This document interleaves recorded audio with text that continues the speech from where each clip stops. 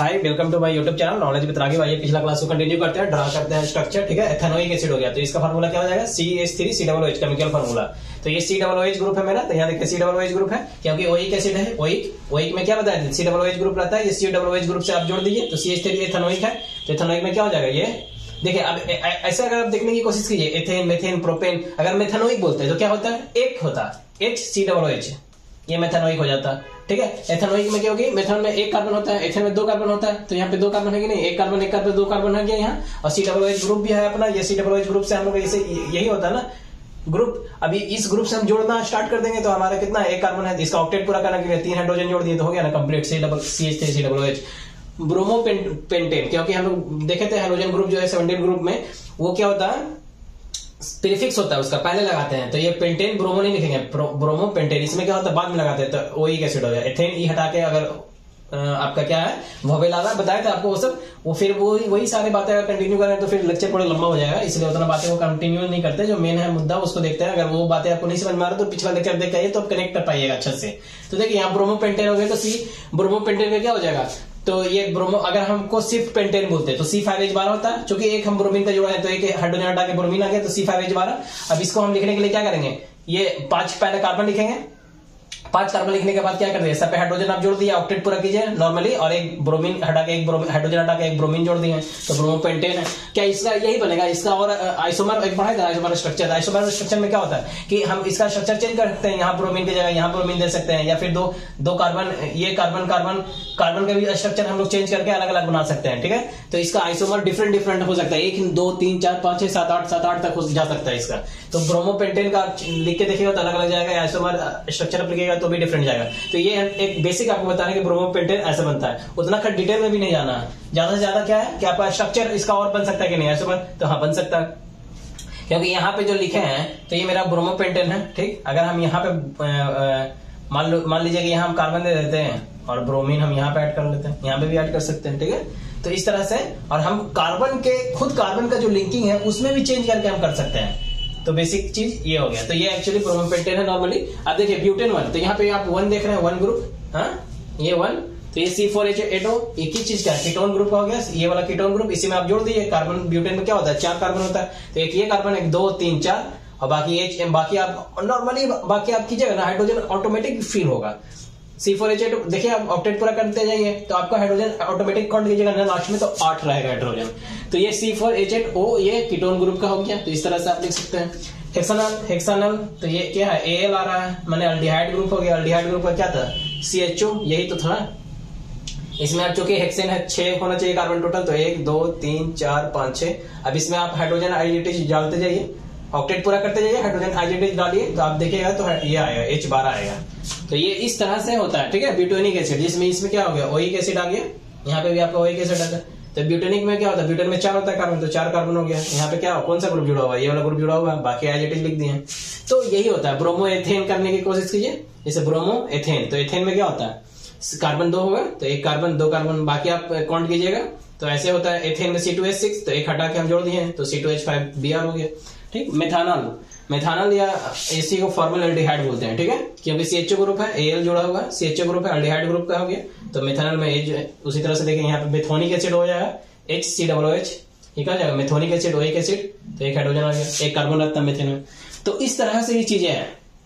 Hexyne group हो गया, ये देखिए ट्रिपल बॉन्ड बना दिया हेक्साइन ग्रुप, हाँ तो 1 2 3 4 5 क्या ये इसी तरह से बन सकता है, इसका और आइसोमर स्ट्रक्चर नहीं हो सकता है ये हम बीच में भी डाल सकते हैं कहीं पे ट्रिपल बॉन्ड, समझ रहे हैं। तो जहां पे भी डालिएगा वहां पे आपको शो करना पड़ेगा, जैसे यहाँ पे डाले हैं तो 1 2 3 वो लिखना होता है, लेकिन अभी उन लोग आपको जरूरत नहीं उतना। तो बस ऐसे ही बेसिक जानिए आप एक्स हैपन 1, मान लीजिए हम यहाँ पे नहीं ट्रिपल बॉन्ड डाल के हम यहाँ डाल देते हैं, तो फिर आपको काउंट करना पड़ता है कि कार्बन हम किधर से, जैसे यहां से कर रहे हैं अगर तो ट्रिपल बॉन्ड सबसे नजदीक कहां से आ रहा है 1 2 3 यहां से भी आ रहा है, 1 2 3 यहां से भी आ रहा है। सपोज हम तो ये कंफ्यूजन नहीं हुआ, कहीं किधर से भी आप नंबरिंग कर सकते हैं। मान लीजिए कि हम यहाँ डाल देते हैं तो यहाँ से नंबरिंग पे 1 2 पे आ रहा है, 1 2 3 4 पे, यहाँ पे कितना पे आ रहा है 1 2 3 4 पे आ रहा है, तो हम यहाँ से नजदीक पड़ रहा है, इसमें नंबरिंग यहाँ से होगा 1 2। उसके बाद जब आप लिखिएगा ना तो हेक्स हैपन 2 हैपन हैंड करके उसमें जो होगा वो फिर उस हिसाब से होगा कि ये आयन वाला जो है वो कहाँ पे है, 2 पे है कि 3 कौन से कार्बन के कौन से पोजीशन पे है, समझे। तो उतना अभी आपको नहीं जानना है, तो सिंपली क्या है हेक्साइन, ये कौन क्या हो जाएगा हेक्साइन का ग्रुप आपका ये हो जाएगा, हेक्साइन हो जाएगा। ठीक है, अब देखिए एक्चुअली आपको बताते हैं कि अनसैचुरेटेड जितना हाइड्रोकार्बन होता है, तो अनसैचुरेटेड हाइड्रोकार्बन पता करने के लिए क्या होता है कि ब्रोमीन वाटर टेस्ट से हम लोग पता करते हैं। ये क्या कर लेगा, ब्रोमीन वाटर टेस्ट करते हैं, उसका कलर क्या होता है ब्रोमीन का, रेड ब्राउन होता है ना, तो रेडिश ब्राउन होता है। तो एक्चुअली जब आप हाइड्रोकार्बन इसको अटैच कीजिएगा ना, ब्रोमीन वाटर अनसैचुरेटेड हाइड्रोकार्बन जो भी कंपाउंड है, तो ये क्या मिलेगा आपको, डीकलराइज कर देता है, उसके कलर को चेंज कर देता है रेड ब्राउन से, लेकिन सैचुरेटेड में चेंज नहीं होता है। तो अगर चेंज हो रहा है तो मतलब वो अनसैचुरेटेड हाइड्रोकार्बन है, अनसैचुरेटेड हाइड्रोकार्बन आप पता कर सकते हैं उस तरह से। अब देखिए chemical property of carbon compound का अगर आप केमिकल प्रॉपर्टी जानने की कोशिश करते हैं तो मोस्ट ऑफ फ्यूज जो होता है ना, वो क्या होता है, कार्बन का होता है, या उसके कंपाउंड का चारकोल है या पेट्रोलियम, उसी का फॉर्म का होता है। ठीक है, जैसे आप कंबसन जो करते हैं, तो कंबसन में एक्चुअली अगर कार्बन का कंबसन कर रहे हो तो ऑक्सीजन के साथ वो एयर के साथ करके क्या करेगा, कार्बन डाइऑक्साइड हीट और लाइट देगा। लेकिन अगर आप कोई हाइड्रोकार्बन है आपके पास, CH4 मतलब हाइड्रोकार्बन, कार्बन हाइड्रोजन दोनों मिलकर बना हुआ है, तो अगर इससे अगर कर रहे हैं तो कार्बन डाइऑक्साइड वाटर देगा, हाइड्रोजन हीट और लाइट देगा। ठीक है, हीट और लाइट देगा। तो यहाँ पे एक्चुअली क्या हो रहा है, कार्बन का ऑक्सीडेशन हो रहा है, देख रहे होंगे आप, ऑक्सीजन का ऐड हो रहा है तो कार्बन से CO2 हो गया, एडिशन हुआ ऑक्सीजन का तो ऑक्सीडेशन हो गया। तो यहाँ पे आप देखिए कि अब सैचुरेटेड जो हाइड्रोकार्बन है आपका, ठीक है, तो जो भी सैचुरेटेड हाइड्रोकार्बन होगा ना, जैसे अल्कोहल जो है वो सैचुरेटेड हाइड्रोकार्बन है, वो क्या होता है, क्लीन फ्लेम देता है। तो जब आप किसी चीज को जलाइएगा तो या तो ब्लू फ्लेम आपको मिलेगा या येलो फ्लेम मिलता है। ब्लू फ्लेम मिल रहा है मतलब वो क्लीन फ्लेम है, मतलब मैक्सिमम उसका जल जा रहा है, कोई कार्बन डाइऑक्साइड प्रोड्यूस वहां पे नहीं हो रहा। ठीक है, मतलब अच्छा सप्लाई ऑफ एयर है। अगर सप्लाई ऑफ एयर चोक करेगा ना, इवन सैचुरेटेड हाइड्रोकार्बन में भी आपको इवन क्या होता है कि आपको इसमें भी लिमिटेड अगर सप्लाई ऑक्सीजन आप देते हैं, यानी एयर होल्स किसी तरह से अगर ब्लॉक्ड है, नहीं मिल रहा है उसको, तो भी वो येलो फ्लेम दे सकता है। ठीक है, ऐसे आपका जितना भी सैचुरेटेड हाइड्रोकार्बन होता है वो क्लीन फ्लेम देता है, ब्लू फ्लेम देता है। अगर एयर सप्लाई लिमिटेड मिल रहा है, अगर एयर सप्लाई अच्छे से नहीं मिल रहा है तो फिर येलो फ्लेम दे सकता है।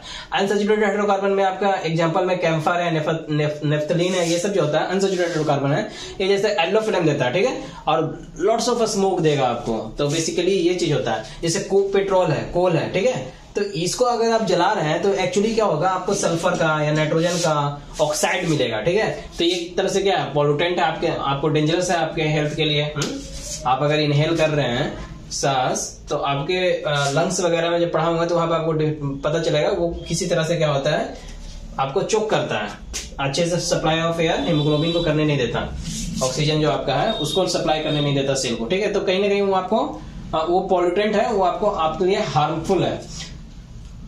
अभी एक चीज आप देखने की कोशिश कीजिए, अगर हम बॉन्ड काउंट करने के लिए आपको बोलते हैं कि बॉन्ड काउंट कीजिए C2H6 में, ठीक, C2H6 में बॉन्ड काउंट करने के लिए अगर हम बोलते हैं तो कर सकते हैं। ये क्या है C2H6 बताइए, एथेन है, तो एथेन है। अब इसको क्यों एथेन है, CnH2n+2 अल्केन का है, ANE, तो एथेन हो गया है, ETH ANE जोड़ दिए, अल्केन का था ना ALKANE, यही अल्केन, तो यहाँ पे एथेन आ गया। एथेन में क्या होता है, 2 कार्बन, तो 2 कार्बन है, तो अब 6 है, तो आप देखें मल्टीप्लाई करके तो H2n+2, तो 2 × 2 + 2 यानी 6 हो गया।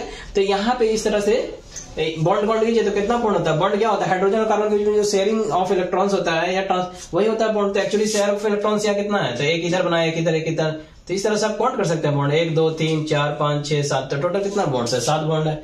अगर आपको स्पेसिफिक पूछे कि हाइड्रोजन और कार्बन के बीच में कितना बॉन्ड है, तो 6 बॉन्ड है, कार्बन कार्बन के बीच में 1 बॉन्ड है, तो टोटल बॉन्ड कितना है, तो 7 बॉन्ड है। तो इस तरह से आप काउंट करके चीजों को बता सकते हैं।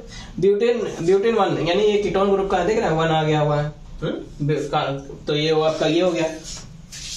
एक्चुअली अगर ब्लैक जो है, तो कोई भी आप कंप्लीट अगर बर्न नहीं होता है तो क्या होता है, वहां पे कार्बन मोनोऑक्साइड प्रोड्यूस होता है। सूट क्या होता है, एक्चुअली वही होता है कि कंप्लीट बर्न नहीं हुआ, तो ब्लैक कलर का जो सब्सटेंसेस जो जलाने पे प्रोड्यूस होता है ना, उसी को सूट बोल सकते हैं। तो नॉट कंप्लीटली जब बर्न हो रहा है तो वो क्या करेगा, यूटेंसिल्स आपका है तो उसके आउटसाइड में आपको क्या मिल जाएगा, ब्लैक कलर मिल जाएगा, यानी उसको सफिशिएंट एयर प्रोवाइड नहीं हो रहा है, इस वजह से वो कंप्लीट बर्न नहीं हो रहा। तो एक कार्बन मोनोऑक्साइड था जो ब्लैक कलर का रहता है वो आपको लगा हुआ आउटसाइड में यूटेंसिल का दिखेगा। तो ये वजह होता है, इस वजह से क्योंकि वो उसका कंप्लीट बर्निंग हुआ, इस वजह से वो कार्बन मोनोऑक्साइड प्रोड्यूस किया वहां पे। ठीक है, जैसे कोई फ्लेम है, कोई फ्लेम को अगर आप जला रहे हैं तो फ्लेम जो होता है, मतलब कोई भी आप सब्सटेंसेस को जला रहे हैं तो फ्लेम प्रोड्यूस अगर हो रहा है, तो फ्लेम प्रोड्यूस तभी होगा जब गैसेस बर्न करता है। गैसेस जब बर्न करेगा तभी फ्लेम प्रोड्यूस होता है, अदरवाइज फ्लेम प्रोड्यूस नहीं होता है। ठीक है, जैसे अगर वुड वगैरह को जला रहे हैं, आप कोल चारकोल वगैरह को जला रहे हैं, तो फ्लेम उसमें आप स्टार्टिंग में देखते हैं इस वजह से क्योंकि उसमें वोलेटाइल सब्सटेंसेस है। जब वो वोलेटाइल सब्सटेंसेस सारा खत्म हो जाता है तब उसके बाद फ्लेम नहीं मिलता है, तब आप देखते हो सिर्फ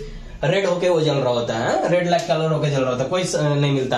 एलपीजी गैस सब देखे होंगे, हाँ, तो एलपीजी गैस वगैरह जब जलता है तो उसमें आप देखते हैं फ्लेम के साथ जलता है, तो गैसेस फ्लेम के साथ जलता है। ठीक है, ओनली गैसेस ही जो होती है वो फ्लेम के साथ जलती है। तो ऑलमोस्ट मैं इसे आपको बता दिया, थोड़ा बहुत ऑक्सीडेशन रिडक्शन है कार्बोनेट्स कंपाउंड में, उसको भी थोड़ा कवर कर लेता हूँ, उसके बाद ऑलमोस्ट ये 2 लेक्चर के बाद खत्म होने वाला है।